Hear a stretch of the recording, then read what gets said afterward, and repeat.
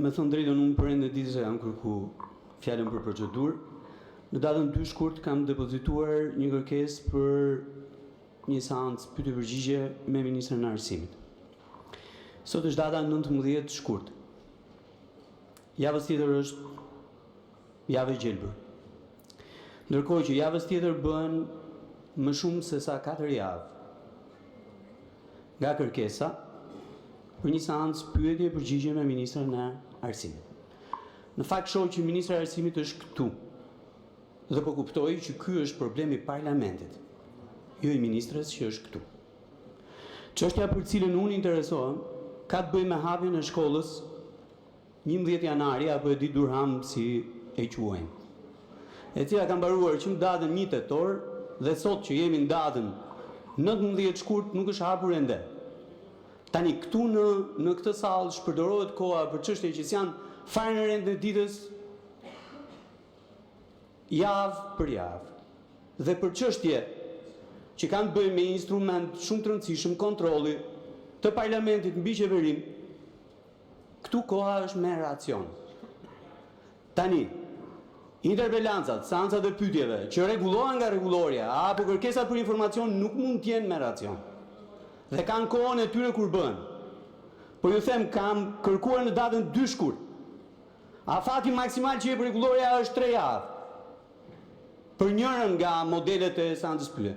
Ndërkohë që atje matan janë 850 nxënës minimalisht që shkojnë turni i dytë.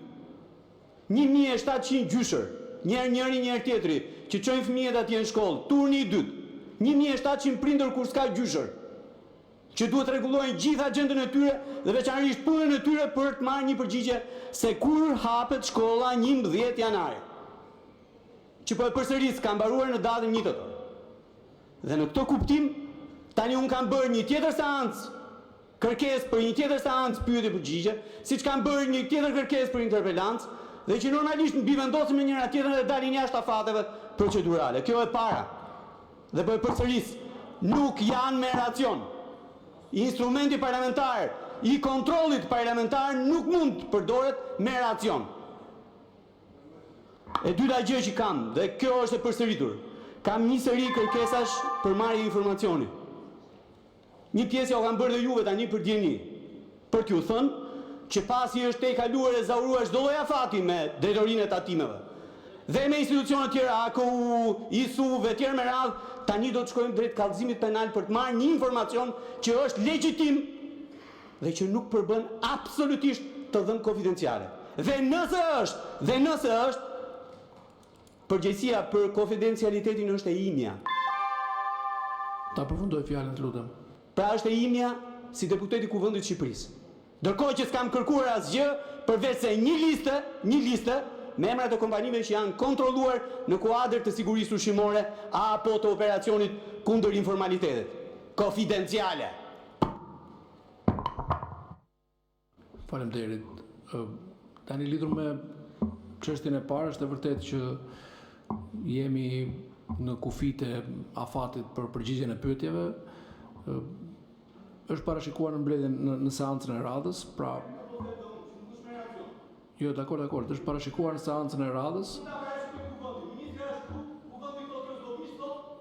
Ju siguroj që nuk është çështje kuvendi është gati, por është çështje edhe e kohës nevojshme të ministres për të mbledhur informacionin në rastin tuaj nga bashkitë respektive e tjera, pra duke respektuar dhe agjendën edhe të kuvendit dhe të ministres, ka patur 2 interpelanca me Ministrinë e Arsimit, ju kujtoj, ndaj është kërkuar koha e nevojshme për të përgatitur me seriozitet në përgjigjet të pyetjeve tuaja. Ju siguroj se në seancën e radhës do të rezervojmë pra patjetër në detyrim të rregullores kohën për pyetje-përgjigjet me Ministrin e Arsimit.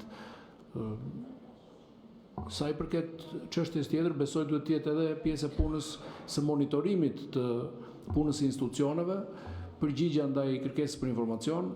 Bashkohem plotësisht me ju, edhe këtu tani jemi edhe në publik, pra po e bëj edhe si adresë publike ndaj gjitha institucioneve. Duhet respektojmë ligjin për transparencë dhe dhënie informacioni, jo për deputetët, po edhe për çdo qytetar sipas ligjit. Gjithsesi, komisionet respektive ta kenë pjesë besoj të agendës tyre të monitorimit të punës së institucioneve. Zoti Erald Kapri për procedurë, i lutem qëndroni te procedura. Po, faleminderit shumë zotë kryetar. Kam dy çështje për të ngritur këtu në parlament. Deklaratat e përfaqësuesve të maxhorancës nuk janë asgjë më shumë dhe asgjë më pak se sa vrasja e Republikës. Republika jonë parlamentare do të dalte procedura apo të lutem shumë tani. Tek unë e gjeta që kjo të do të dalë fjalën. procedura, kjo është fyerje inteligjencë. Do të dalë të procedura edhe në fund fare mbyllet fjalimi politik. Ju lutem, keni gjë për procedurë? Urdhro. Nëse doni fiks për procedurë, unë ende nuk e kuptoj si ka mundësi që gënjeni kaq hapur, u bën më shumë se 2 muaj, që thoni do e mbledhim sot, do e mbledhim nesër këshillin e mandateve dhe nuk e mbledhni. Sot ka dalë një justifikim i ri ku thoni që do presim zbardhjen e vendimit të gjykatës kushtetute. Tani thueni hapur, do e marrim koston politike, të lutem. Si jam detyruar t'ju përgjigjem këtu, po Okej, se kam mbaruar fjalën, të lutem shumë se kam mbaruar data fjalën. 23 ora 10:00 është mbledhja e këshillit të mandateve. Edhe një herë datën të lutem zotë kryetar, datën edhe një edhe një herë datën të nuk lutem. është pjesë e procedurës mbledhjes së sotme. Gjithsesi për transparencë ju informova, meqense nuk e keni ndjekur politikën e ditës. Faleminderit. Fjalën e ka zoti Agron Sheaj. Zoti Agron Sheaj. Zoti kryetar, ju kemi drejtuar një kërkesë në lidhje me dosjen e SPAK-ut të Belinda Ballukut, e cila duhet t'ju shkojë çdo deputeti që të vihet në kushtet për të votuar heqjen e imunitetit. Dhe akoma nuk na keni kthyer një përgjigje. E para kjo. Minimalisht, zoti kryetar, një përgjigje. Po, jo. Dua, s'dua. Se kështu ka vajtur kjo punë. Është gjithçka në dorën tuaj, ju nuk pyesni as për rregullore, as për ligje, bëni çfarë ju do qefi. Tani, përveç kësaj, nga ana tjetër, zoti kryetar, ka një deklarat të Bashkimit Evropian, ku thot shprehimisht, po lexoj deklaratën. Siç kemi deklaruar më parë, është përgjegjësi e Kuvendit të Shqipërisë të trajtojë pa vonesë kërkesat për heqjen e imunitetit të anëtarëve të tij. Vonesa në lidhje me votimin mbi heqjen e imunitetit të Belinda Ballukut, mbi kërkesën për arrestim të Belinda Ballukut, është e papranueshme. Po mbroni të korruptuarit. Gjithë interpretimi dhe tallja, do thosha, doli Taula Balla tani dhe tha nuk është tha kërkesë për heqje imuniteti për arrestimin e Belinda Ballukut. Jo, është leje autorizimi për mas sigurie. Si ç'është kjo punë, si gënjeni njerëzit në të farë mënyre? Është kërkesë për arrestim, Tauland, duan t'i vënë prangat, shqip.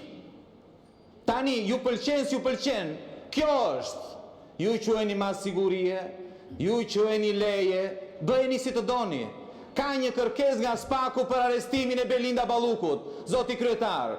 Po, u mbisni kohën kot, duhet sa më shpejt që ky kuvend të marrë një vendim. Dhe para se të marrë vendimin, duhen që të gjithë deputetët të kenë dosjen që SPAK-u ka sjellë në kuvend në mënyrë që deputetët të vijen në dieni me provat që SPAK-u ka mbledhur. Është shumë e thjeshtë. Faleminderit. Zoti Sheaj, do të merrni përgjigjen me shkrim, por gjithsesi përsëri po dalim nga rendi i ditës, sepse kjo nuk është një seancë pyetje përgjigje me kryetarin e kuvendit, por po e them edhe një herë, ka një urdhër të prokurorit të posaçëm për ruajtjen e sekretit hetimor. Çdo deputet antar i Këshillit të Mandateve dhe Imuniteteve që ka kërkuar të njihet me materialet, ka firmosur një deklaratë para prokurorit për ruajtjen e sekretit hetimor. Në këto kushte nuk është e mundur dhe nuk është e lejuar, madje është urdhëruar që materialet të mos publikohen dhe të mos shpërndahen. Nëse e doni me shkrim, keni drejt formalisht ta pretendoni me shkrim, do ta merrni përgjigjen. askush nuk mund ta marrë dot, madje asnjë antar i Këshillit të Mandateve nëse nuk ka firmosur deklaratën për ruajtjen e sekretit hetimor para prokurorit. Shumë faleminderit. Zoti Erio Mile. Faleminderit kryetar. Kjo